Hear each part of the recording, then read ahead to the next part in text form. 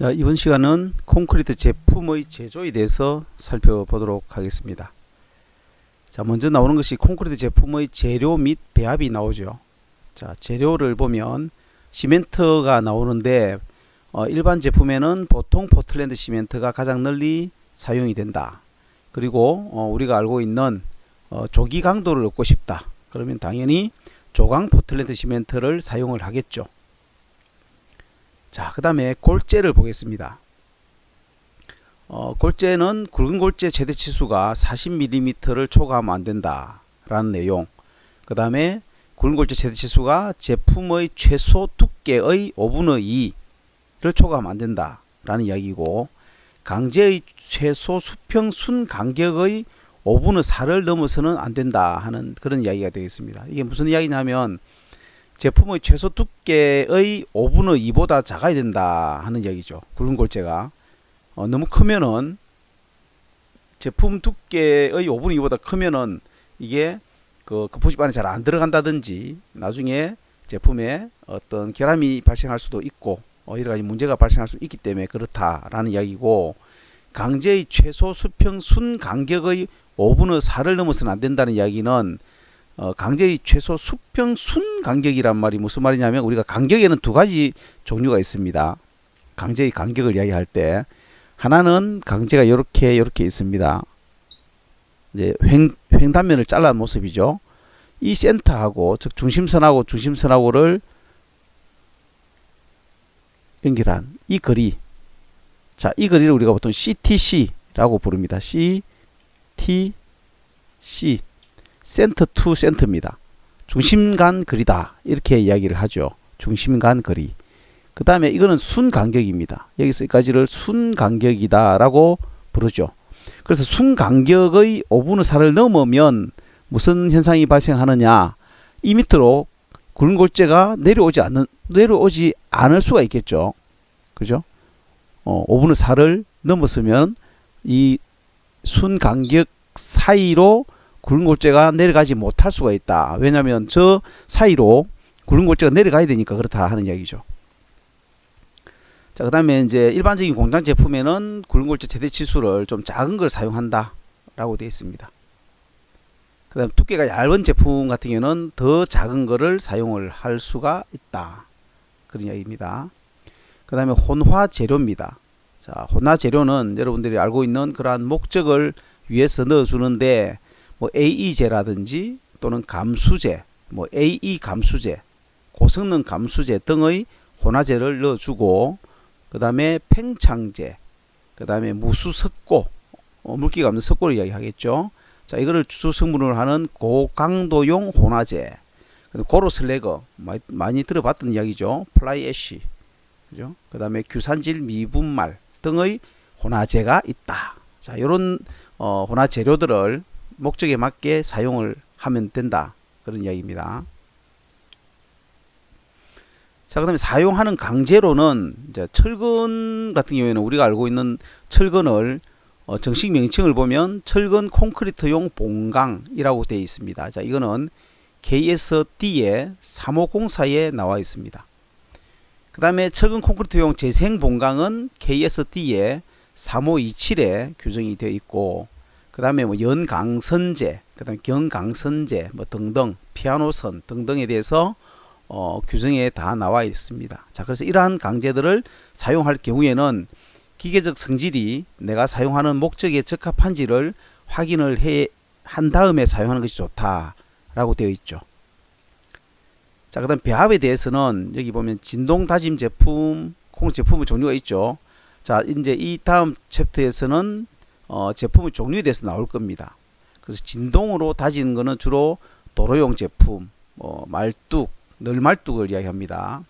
그 다음에 블록, 묵은 블록, 철근이 들어있지 않은 블록을 이야기하죠.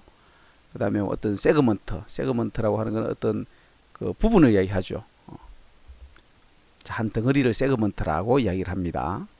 자, 이때 배합 강도, 그 다음에 설계 배합 이렇게 나와 있습니다. 그래서 우리가 배합 설계라 하면 굵은 골재 최대 치수, 단위 시멘트량, 물결합 제비, 그 다음에 이런 게 중요하죠. 슬럼프, 그 다음에 강도, 그 그 다음에 원심력 다짐은 아까 이야기했던 것처럼 폴, 파일, 폴은 전봇대를 이야기하는 거죠. 전봇대 같은 거. 파일은 땅속에다가 박아가지고 집안을 보강하는 그런 걸 우리가 파일이라고 이야기하죠. 말뚝이죠. 말뚝. 그 다음에 흉관이라고 하는 거는 배수라든지 이런 걸 목적으로 사용하는 관인데 이제 옛날에 참 많이 썼습니다. 근데 요즘에는 이 흉관이 그 운반하기도 좀 어렵고 잘못 툭 부딪히면 깨지기도 하고 해서 요즘은 흉관을 좀 안 쓰는 추세긴 합니다. 그러나 원심력 다짐 제품의 종류로 보면은 흉관을 사용할 수가 있다. 그런 이야기죠. 자, 그 다음으로는 이제 PC 제품. 자, 이건 이제 프리스트레스 콘크리트 제품입니다. 보호, 침목, 파일. 그 다음 즉시 타일형 제품으로는 침목, 묵은 콘크리트 관, 블록류, 자, 등등이 있습니다. 자, 콘크리트 제품은 기계적 다짐으로 성형을 합니다. 자, 그러므로 인해서 단위 수량이 비교적 적습니다. 그리고 단위 수량이 적다 보니까 슬럼프가 적겠죠. 슬럼프가 적으니까 당연히 된반죽 콘크리트가 되겠죠. 된반죽이라는 이야기는 무슨 말인지 알겠죠. 질다 반대 말이죠. 슬럼프가 적다 보니까. 자, 그 다음에 여기 보면 부배합의 콘크리트가 사용된다 라는 표현이 있습니다. 자, 부배합이라고 하는 거는 배합을 함에 있어서 부자가 부유할 부자입니다.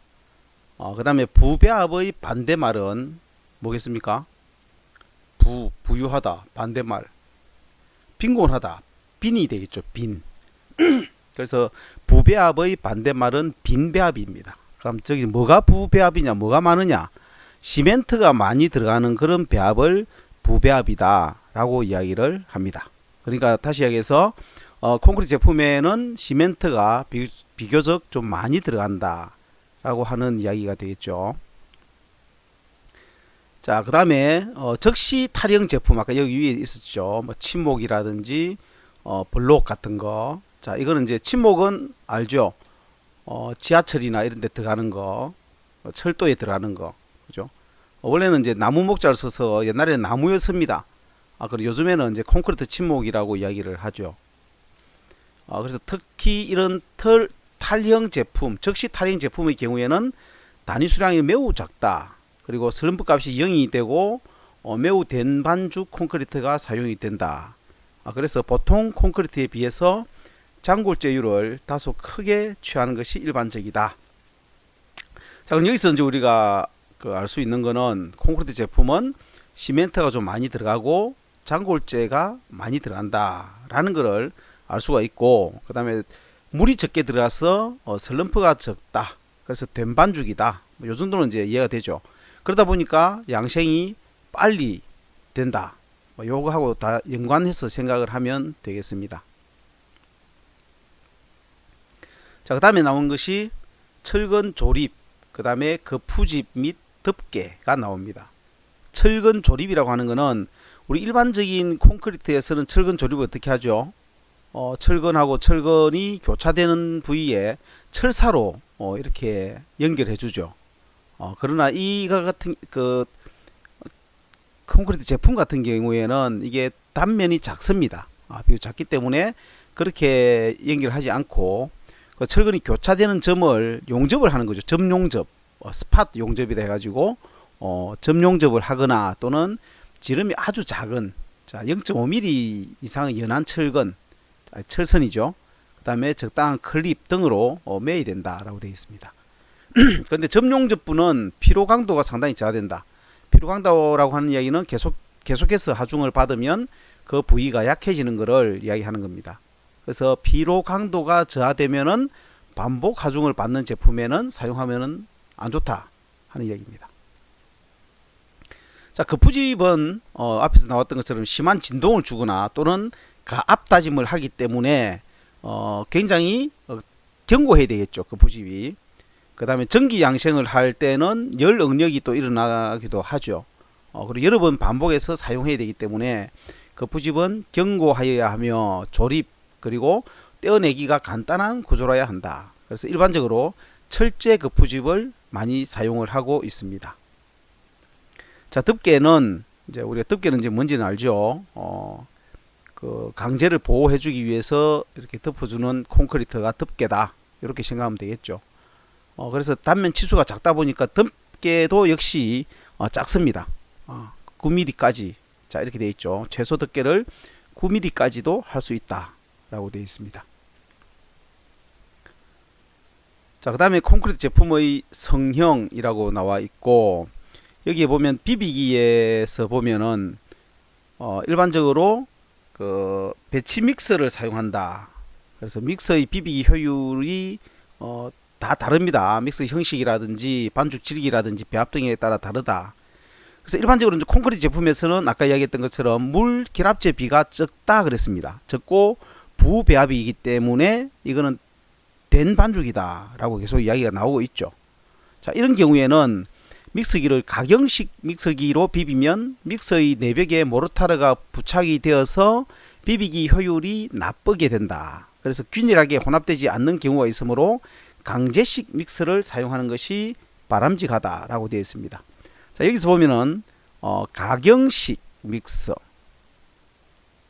그 다음에 강제식 믹서라고 되어 있습니다. 가경식 믹서는 아주 간단하게 여러분들이 레미콘 싣고 다니는 차량 있죠. 아지테이트라고 하는 차량. 그게 가경식 믹서입니다. 그냥 드럼이 돌아가고 경사지기 해서 돌아가죠. 돌아가면 안에 있는 콘크리트가 비벼지는 그런 형태를 가경식 믹서라고 이야기를 합니다. 이해가 되죠? 금방 이해가 됩니다. 자, 이런 경우에는 될 수 있으면 콘크리트의 슬럼프가 좀 어느 정도 있어야 그게 되겠죠. 슬럼프가 너무 없다. 그러면은 어떻게 되겠습니까? 그 믹서 벽에 붙어 가지고 안 비벼지겠죠. 그걸 지금 이야기하고 있는 겁니다. 그래서 콘크리트 제품인 경우에는 가경식 믹서보다는 강제식 믹서. 강제식 믹서는 쉽게 생각하면 이렇게 생겼습니다. 강제식 믹서는 자, 옆에서 쭉 보면 이렇게 믹서가 이렇게 있고 이렇게 있습니다. 그 다음에 여기 구멍 같은 게 이렇게 있습니다. 이제 닫았다가 열었다 할 수 있는 거죠. 콘크리트 나오는 데입니다. 그 다음 안에 가운데 축이 이렇게 있고, 그 다음에 이런 식으로 날이 이렇게 있습니다. 날이 있어 가지고 요 밑에 이제 뭐가 있습니까? 모터가 있겠죠. 자, 모터를 가지고 돌리는 거죠. 그럼 이게 빙글빙글 돌면서 이 안에 있는 콘크리트가 비벼지는 형태. 자, 이런 거를 우리가 강제식 믹스라고 이야기를 한다. 그래서 콘크리트 제품을 만들 때는 이와 같은 강제식 믹스를 사용을 하는 것이 바람직하다 라고 보면 되겠습니다.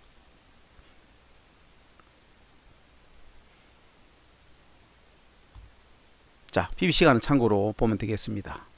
다지기 방법은 이제 몇 번 나왔기 때문에 여러분들이 어느 정도 이제 이해를 잘 할 거라고 생각이 됩니다. 진동 다지기, 원심력 다지기, 가압 다지기, 그죠? 등등의 방법들이 있다. 자, 진동 다지기는 진동대가 진동을 하면서 이제 다짐을 하게 되는 거죠. 진동대 위에 그 어떤 물건이 있죠. 콘크리트.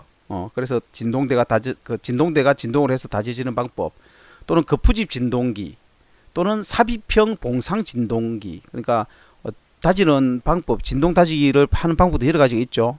진동대, 그러니까 어떤 그 대 자체가, 그죠? 이게 그 진동을 하는 경우, 그다음 거푸집이 진동을 하는 경우, 그 다음에 삽입 위에서 봉으로 이렇게 찔러가면서 진동을 하는 경우. 자, 이렇게 나눌 수가 있는 게 진동 다지기다 라고 생각을 하면 되겠습니다. 자, 원심력 다지기는 앞 시간에서 이야기했죠. 말뚝, 폴, 관 같은 중공 원통형 제품에 대해서는 원심력 다지기 방법을 사용을 한다. 자, 말뚝, 콘크리트 말뚝, 그 다음에 전봇대 같은 폴, 그죠? 그 다음에 관, 자, 이런 흉관 같은 거, 자, 이런 경우에는 원심력 다지기를 사용을 한다라고 되어 있죠. 그래서 이제 원심력으로 돌리면 이게 바깥쪽으로 나가려고 하면서 다짐이 되는 그런 형태가 되겠죠. 그 다음에 가압식은 기계적인 압력으로 누르는 거죠. 누르면 그 안에 있던 물이 쫙 빠지면서 공극이 이제 없어지겠죠. 이제 가압을 하니까 압을 가하니까 그래서 이렇게 하면은 제령 7일에 뭐 60에서 65 메가파스칼 정도의 고강도를 얻을 수도 있다라고 되어 있습니다. 자, 그다음에 콘크리트 양생. 자, 양생은 여러분들이 또 잘 알죠. 양생을 보면은 촉진 양생이 있고, 자, 촉진 양생에는 우리가 많이 들어봤죠. 전기 양생과 오토클레이브 양생 등이 있다. 자, 오토클레이브 양생, 압력 밥솥 몇 번 이야기했죠. 자, 거푸집의 회전율을 높인다는 이야기는 저번에 한번 이야기했죠. 거푸집의 회전율을 높인다는 이야기는 빨리 탈형을 하니까 이 거푸집을 가지고 다시 빨리 다른 데 사용을 할 수 있다. 자, 요게 거푸집의 회전율을 높인다라고 이야기를 할 수 있는 거죠. 그래서 이제 이런 촉진 양생을 하면은 거푸집 회전율을 높일 수가 있다 하는 얘기입니다. 그래서 촉진 양생에 이제 조금 전에 이야기했던 것처럼 전기 양생이 되겠죠. 전기 양생은 여기 나와 있는 것처럼 거푸집하고 같이 전기 양생실에 넣어서 양생실의 온도를 균일하게 올린다. 그 다음에 비빈 후에 2~3시간 이후부터 전기 양생을 실시를 한다. 양생 시의 온도 상승 속도는 1시간당 20도씨 이하로 하라. 그리고 최고는 65도씨 정도로 하라. 그런 이야기죠. 양생실의 온도는 서서히 내려서 외기의 온도와 큰 차가 없을 정도로 된 후에 제품을 꺼내라 하는 이야기입니다. 자, 이게 이제 전기 양생 시의 양생 조건이 되겠습니다. 자, 보다시피 1시간에서 수시간 동안 전 양생 기간 상온이죠. 그럼 지금부터 이제 온도를 올리는 거죠. 그래서 온도를 쫙 올리더라도 이 파란색은 실제 콘크리트 온도입니다. 그 다음에 이 검은색은 그냥 그 실내의 그 전기의 온도가 되는 거죠. 그걸 바로 올린다고 해서 이렇게 바로 올라오는 게 아니고 천천히 이렇게 올라오고, 자, 이만큼 올라왔죠. 그 다음에 유지를 합니다. 유지를 하는 동안에는 이제 쭉 갔다가 서서히 떨어지다가 그 다음에 온도를 쭉 낮추는 거죠. 그래서 양생실의 온도, 그 다음에 콘크리트의 온도, 자, 이런 식으로 해서 8시간에서 한 20시간 정도 되면 양생이 되는, 자, 이런 걸 우리가 전기 양생. 자, 그 다음에 오토클레이브 양생, 고온 고압 전기 양생이라고 이야기할 수 있습니다. 오토클레이브 양생. 자, 그래서 지름이 2.5에서 4m, 상당히 크죠. 그 다음에 길이는 40에서 60m 정도, 아주 큽니다. 왜냐하면 아까 얘기했던 것처럼 말뚝이라든지 전봇대가 여기 들어가야 되기 때문에 그렇다 하는 이야기입니다. 자, 온도 상당히 높죠. 180도씨 전후. 압을 7에서 15기압의 고온 고압으로 처리하는 방법이 오토클레이브 양생이다 라고 이야기를 할 수가 있습니다. 그래서 28일 강도를 양생 직후에 얻을 수 있다. 굉장히 고온으로 하다 보니까 빨리 양생이 된다. 자, 이렇게 볼 수 있겠죠. 그다음 전기 양생, 이거는 이제 전기를 이용해서 양생하는 거다. 그죠? 그래서 전기 양생, 오토클레이브 양생, 전기 양생, 자, 모두 다 촉진 양생이다 라고 보면 되겠습니다. 그 다음에 이제 섭윤 양생. 자, 이거는 말 그대로 습기가 계속 머물러 있도록 그렇게 양생하는 것을 섭윤 양생이라고 이야기를 했죠. 자, 그 다음에 나오는 것이 이제 탈형이나 운반 및 저장이 나옵니다. 자, 탈형이라고 하는 것은 이제 콘크리트의 경화가 진행이 되어서 취급에 지장이 없는 강도에 도달하면 그 부집을 떼어낸다. 이게 탈형이라고 할 수 있죠. 그래서 촉진 양생을 실시하면 적어도 그 다음 날에는 탈형이 가능하다. 그리고 제품의 종류나 모양이나 크기 등에 따라서 6시간에서 12시간 정도에서 그 부집을 떼어내는 경우도 있다. 탈형. 그 다음에 취급, 운반 및 저장. 자, 취급하는 도중에 그리고 운반하는 도중에 균열이라든지, 자, 이렇게 균열이나 깨지는 경우가 발생할 수 있습니다. 그리고 놓을 때, 그죠? 그 다음에 서로 부딪혔을 때, 자, 이때는 깨질 수가 있기 때문에 조심해라 하는 이야기죠. 그래서 화물 자동차나 뭐 화차에 실을 때는 필요에 따라서 받침 재료, 그 다음에 패킹 밑에 이제 넣는 거죠. 넣는 거, 이런 거를 데워서 깨지지 않도록 해야 된다. 그런 이야기죠. 그 다음에 말뚝이나 널말뚝, 전주, 자, 이런 거 같은 경우에는 길이가 긴 제품이죠. 자, 이걸 겹쳐서 쌓는 경우에는 제품에 큰 힘이, 휘어지는 힘이 가해지기 때문에 적당한 받침대를 넣어주는 것이 중요하다. 그리고 제품을 겹쳐서 앉는 층수도 중요하겠죠. 자중이나 강도를 고려해서 적당하게 해야 된다. 그런 이야기가 되겠습니다. 그다음 건조수축 크리퍼의 영향을 받아서 변형을 일으키는 경우도 있다. 그래서 지지점의 위치를 주의해서 선정을 해서 받쳐주라 하는 이야기가 되겠습니다. 자, 그 다음에 나오는 것이 뭡니까? 콘크리트 제품의 시험 및 검사입니다. 그러면 좀 이따가 이제 각종 콘크리트 제품이 나올 건데 제품에 대한 시험 그리고 검사를 해야 됩니다. 자, 검사라는 거는 여러 가지죠. 치수를 검사한다든지, 그죠? 무게를 검사한다든지, 그 다음에 뭐 시험이라 그러면 여기 나와 있는 것처럼 압축 강도 시험을 한다든지, 또는 인장 강도 시험을 한다든지, 또는 힘 강도 시험을 한다든지, 그죠? 자, 이런 것들을 실험도 하고, 그 다음에 성능이나 품질을 판정하기 위해서 시방서에 나와 있는 또는 계수 규정에 나와 있는 그런 실험들을 할 필요가 있다 라는 이야기죠. 그 다음에 단면 치수, 배근 상태, 덮개, 그 다음에 이제 콘크리트 제품 같은 경우에는 흡수율이 어떻게 되는지, 자, 요런 것도 우리가 검사를 해야 됩니다. 자, 여기까지 해서 이번 주 올린 강의를 여러분들 다 이제 마무리하도록 하겠습니다. 자, 저번에 이야기했던 것처럼, 앞에 이야기했던 것처럼 보충 강의다, 이렇게 생각을 하면 되겠고, 자, 이 강의도 역시 마찬가지 다음 주 시험 치기 전주까지는 이게 열려 있습니다. 열려 있으니까 오늘 저녁부터 들으라고 제가 이제 여러분들한테 단톡방에 올렸는데 아마 듣고 있는지 모르겠네요.